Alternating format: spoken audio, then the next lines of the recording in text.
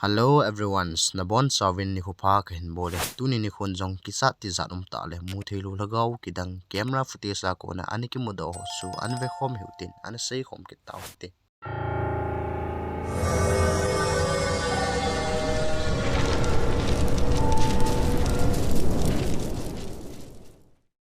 akhat channa hin tiktoker bb11 kite pa ya ai na hin thilgit la gorket kidang za chom hoi ana hlungzi in zan khat jong hi aloi pa to agi khom na hin heta bang tel hi ahung lung ki ta na hi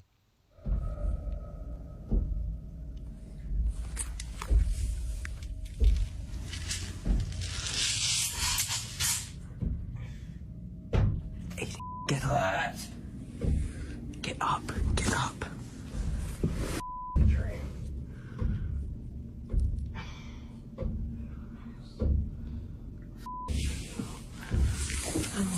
Touch that door. Oh, off. That Ouija board.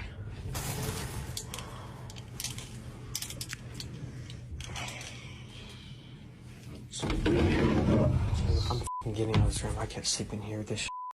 aman jong ban ki koina drawer sunglang achun thilgit chu aja then aloi pa thod en aga ven hile imacha mu theding su ahum puin aloi pa chun lai pi ki bol ham ti chu an he thim puin an ta san be se pi pon hi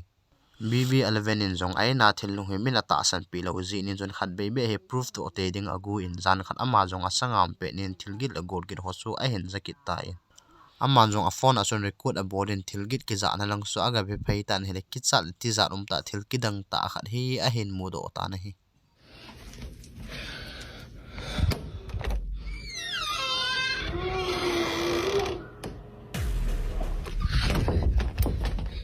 kot o hanin chun muthim banga thim jing mihim tabang khat hi ana ding in hila ama jong ki sat en kot chu anung kha wang ve na hi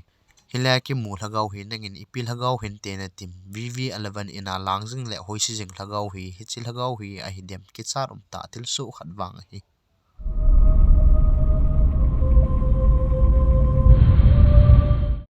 ani channa hin YouTube channel Ghosted Paranormal Investigation kitite ni loi cha Jeff le Mark hin London gama in pi lui le ki sei gim nei ta Martin Perry chapter house kiti in hi export aga bol hanin hechi in lui dan hi kumjako wala he ta 1980 line chun hechi chapter house in nuya kunin thilong som thumla ka jen gule chang ho ya ani ki mudo in hi helai in pi sunga chun safe su atawin mu theilo lhaga ho su a ho pin hele hitabang thil hi a hlung in hi do to let us know that you can hear my voice. Please move something, even throw something at me, I don't mind. At least I know that you're here and that you're listening. Can you come and take a seat next to me?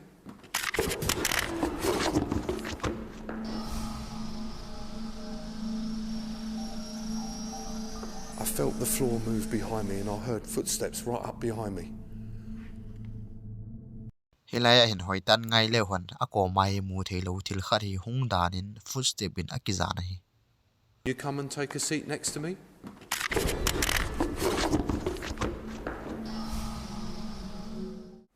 you come and take a seat next to me?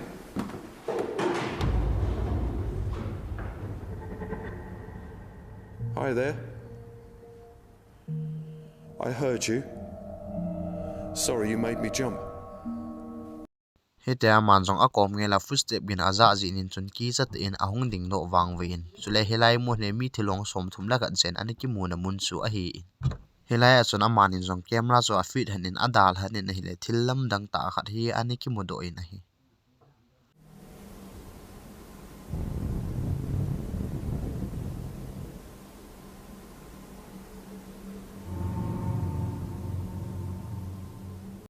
hilaya hin veleu han aki muchin be se lo mi khat hi bang ning langa kunin ahung wa do in sam lo ka in anamang ki ta in a hi hilaya ki mu thil ki dang le thil thung ho hi hi chi chapter house a anathi ho lhagau hi te ding a hi tin mi usin anata asan in hi eham ta video hi athinga na ve no ma hila YouTube Ghosted Paranormal Investigation a an ve in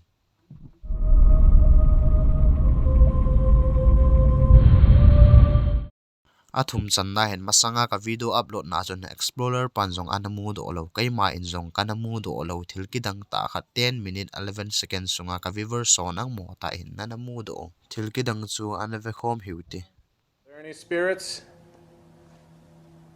hanging out at this bar tonight? namu them hilaya hin tever koma hin van kanga ki van numai hidinga ki lom khat hi kidang te in anading in hi hichitil hi ahin mudo hi iloi paulun go sim somewhere ho kip akiti nahi ka video ko na hitabang hona hin mudo theu hi ka video hi lunglu ta nei vat pi beti hi ka hin hechin na hi la na chung si wa sei zo lu ki pa thu ka hin phong nahi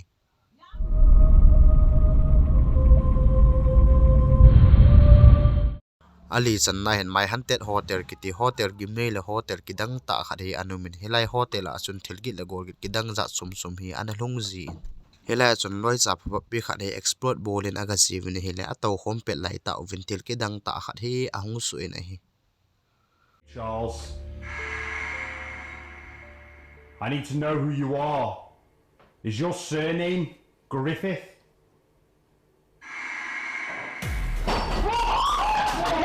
Who's that?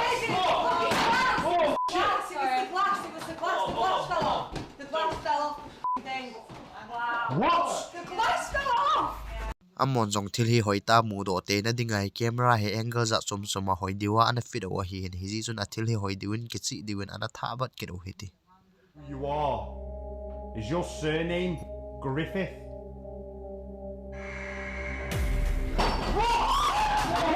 Who's that? Is your surname Griffith?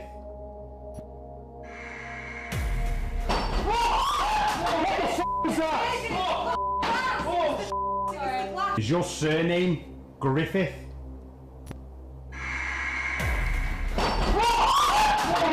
Who's that? Look, there is no way.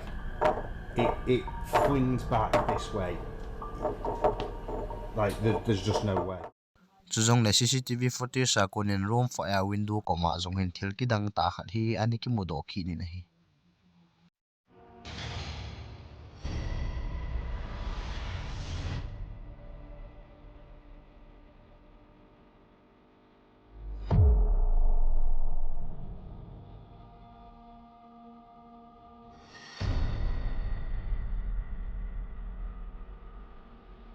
hilai window ko ma hin ni banga thimkit ku thil khat hi agi muthin chamlo ke in anamang ki ta na hi amon jong hi chi thil mu so analung dong the vi nei e ti le hilai hotel lai hi banga ki sarom ta le khan sit na le thil ki dang ho hi lung jing a hi ta dem aji pen ta su kin jong kan he chin poi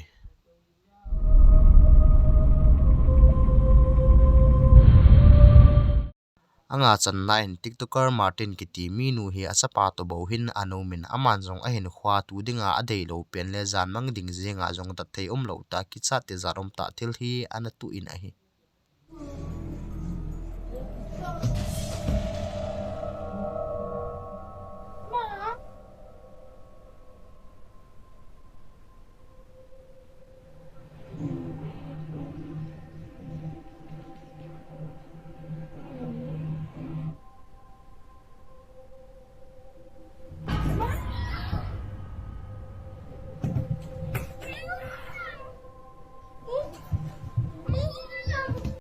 ama sapenin kotte ni hi ahung chanin sapang pa jong anu ko wen akicha jamin a hin ep jong hi wal pon te ati hin tin aman jong a video game so a continue kin na hi le a to na chu ahung ki son na hi le aman jong anu ko wen ki cha te en anu lam chu ana dal tai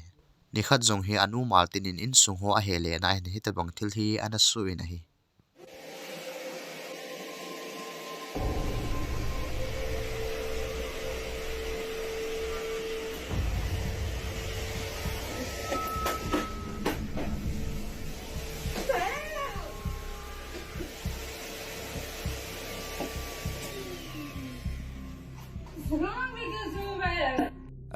hilaya jong kot chu asamin ahung chat mas penin hizawin in kijut na misin chu asamin ahung to lenen aman jong aga su be bang wen atm hamin chun ana su thimin a hin thil so chu hi chan hin ani ki chai point martin le asapa jong zan khat command room a to pe hin chun hi tabang thil hi an hlung ki tai na hi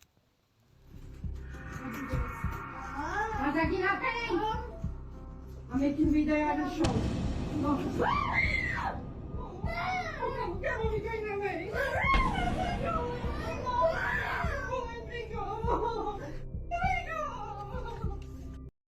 Hilaya zong hen kot su ahung ki son ki nin kot kil su ahung ki lo le jingen maltin nin zong phone chola do record boarding atin a hida anung lang hana tauna zo so ahung ki son phei ki nin amani zong akicha hanin ahung zam hanin a hila mu theilo thil khat hin maltin sang khol hi a hin kai hi chun amani nu cha zong ahung ki tam hanin ite ham hamin chun ana zam do hanin kicha ti za chu thu chu minom tele lungsit zong aum hle hanin ai hi ta bang thil hi nang le kai tu hi tele ipi I tina di vem iki chawala hluloi jang yum mai theu hi chuzong le hit bang thil hi ahung so kon si len kon a hen ahung ke pan masale le ji in odel lhagao phalou hi hung lut masaji a hung lang ji a hi dem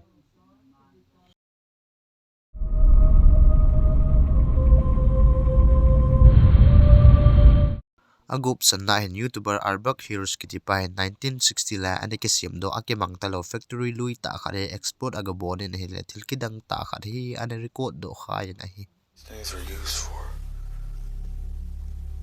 It's like these shells are all connected, it seems like. Damn.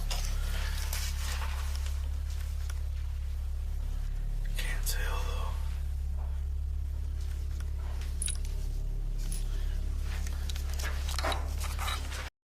namu them hilai tener songa hin mi khat achi phai hi akimu then a hi a hen ama pa hen ape hin ima ana he do point export zo chu ma ban ana bor jam jingin aman jong a camera khat sumun khana hoi diwin atungin asung lang chu aga vile na hi la hit bang thil lam dang ta hi akimu do ina hi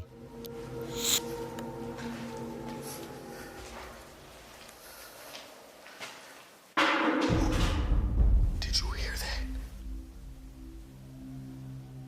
That was loud. What the hell? What the was that?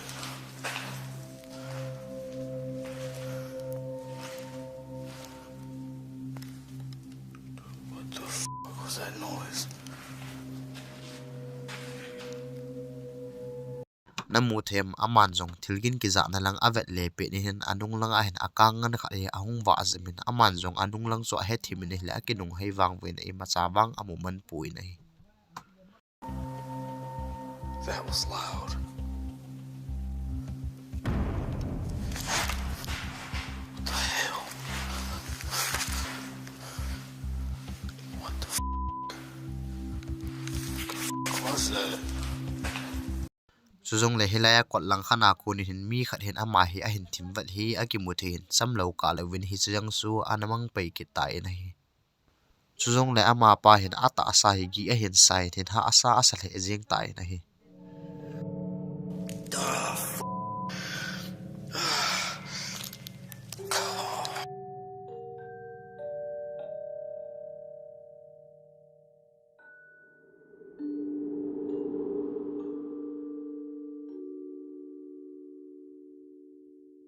hilai hen hoitan veleu hen anzo langa akangan ki mu chu arbak ta sa konin ahong po do en aleng mangin a hi he cha konin arbak heroes a viver so chun hi chil hagau kang chu arbak ta sa lu na hong po do ki danin ata sanu na hi nangin la himong nan ten tm ole ipi et hin ten tm nalungel common lamain se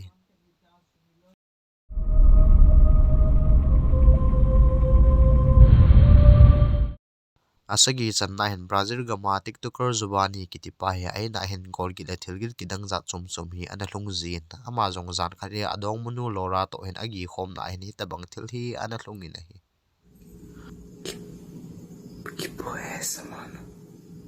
Vem cá. Que porra é essa?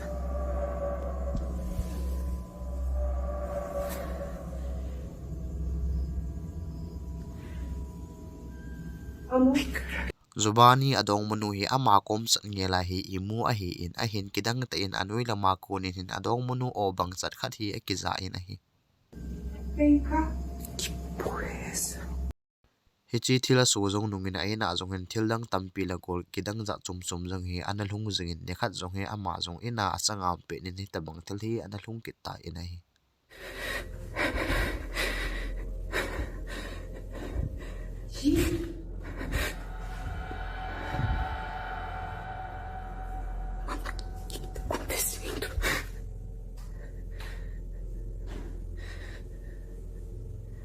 Amor.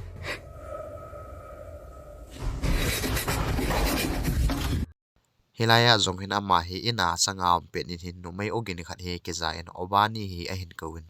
chule ama lang hin na ya mi hungin zong hi a ke zain na hi lama zong ki jate na na zam do i nei chule obani zong ain sunga he tabang thil a hlun jing ji he ama zong ipg ham tin chun alung dong in alung zong a kham the jing ta in a viver sona saina chun skin wakal alula lhagao phal ho hi adong munu da na hung kilap ji hiding danin zong a sei ji bin hi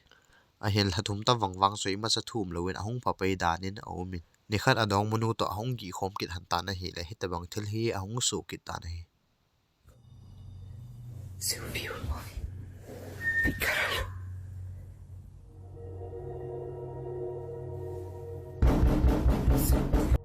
hilaya lang lhagao hi amani dong macha ahung kisu to hela hung hoi si danin hun awmin a hi ipg pen hi a hi ta dem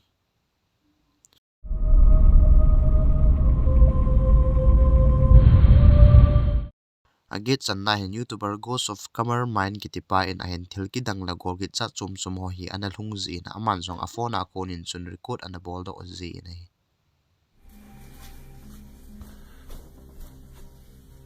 You making noise?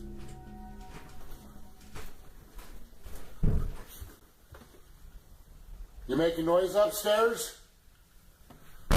Jesus!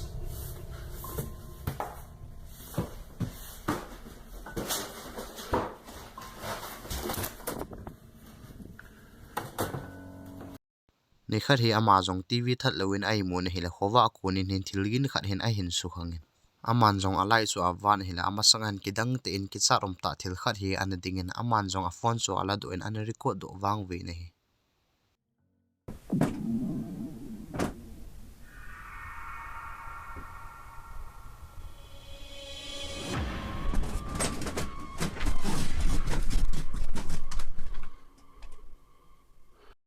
akeng tol hul langa hin muthim wanga thim jing di tabang khat hi an dingin aman jong a record in hi le hi chumit phatka lon a phemang ki ta in hi nangin hila ki mu an ding hi ipil hagau su hin tin tim ahan lo ki sei sa an hila thadam a hi yong ati mei theuna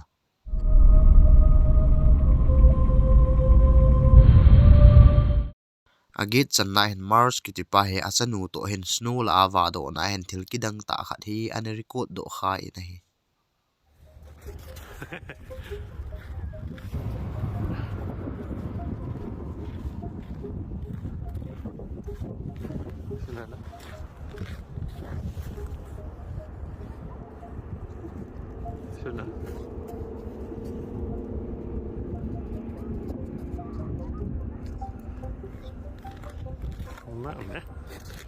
namu them hilaya amasang wa building te ni ki ka hin kichat ti zat da thil kidang ta khat hi ahung leng phe nei he chi thil chu achanu hen amu a hi in mak wang hen ape na hi ema amu do lo la he do lo hi in anunga a video anung ve na bu hi ama hin an he do thu bu hi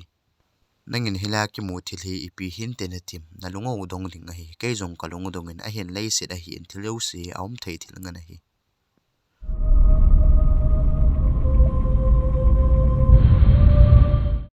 asom channa hin youtuber franco tv ki tipan south american gama lema poro ki timuna hlan gim nei ta mastro symmetry ki timuna achun export ana bolen a hi le thil ki dang ta hi an record do in a hi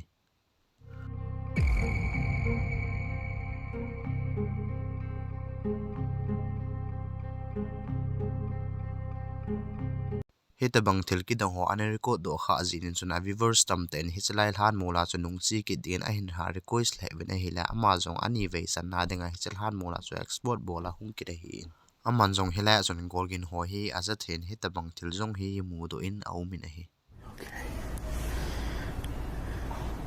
Hear it. You heard that? Right over there.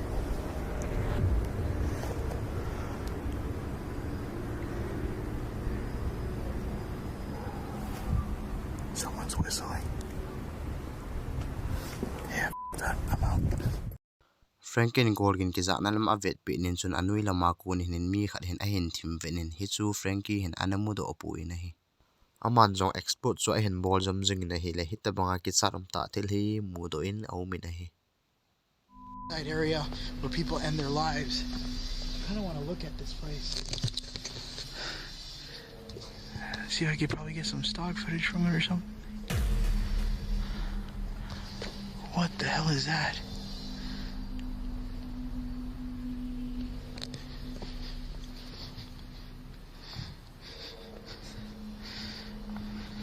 Hold on.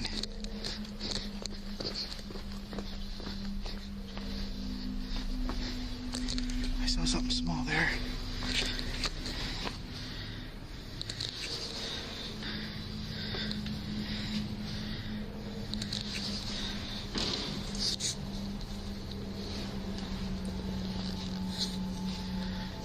aman jong anung langa building kwat sunga kunin sun mi khanin a hin vet hi amuin agal hei pheiwang ven hi che building sung chu aga ve na hi le ima cha mu theiding hi anom kit pu in hi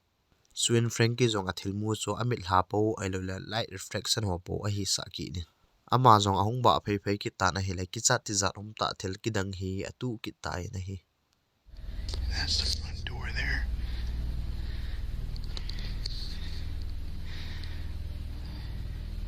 That is creepy. That's the basement area. Right in there. Whoa. I just heard another gunshot over there. Namu them hilaya umsu tun brightness hat diwin hal khat ki chi diwin ana tha vet ki do hui te. That's the basement area. Right in there. Hi chelhan maya hin mi khat hi an ding in a hi aman jong a flashlight a hin van hi le hi chu anom kit ta pui hilai ki mu thil ki dang hi chelhana ki bui pa lhagao hi ki mu a hi dem ole thil dang ipigin mo theiding umam nalonggel koman lama in sin chule loi te ho tu ne ading in hin hi chanin akichai tai apana pat azo san na hin vet bizal vin chung chiwa sei zo ki pa thu ka hin phongi ngailu na nei ta like subscribe sile ne bol pi ding vin ka hin te me video thale ana ki mukit taw